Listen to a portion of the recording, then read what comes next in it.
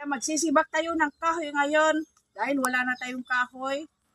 Parang gasol na rin yung gagawin natin. Habang magsibak na tayo. Habang walang ulan, ito. Akala nila sarap-sarap pagsibak pero parang exercise na rin. Ito.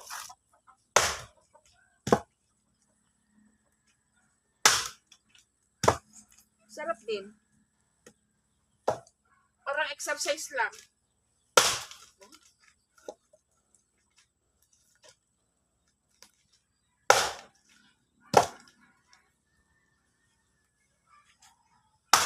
Wag na natin hintayin na asawang magsisibak. Tayo na magsisibak. Kaya ni Mr. Kaya ni Mrs. din. Diba?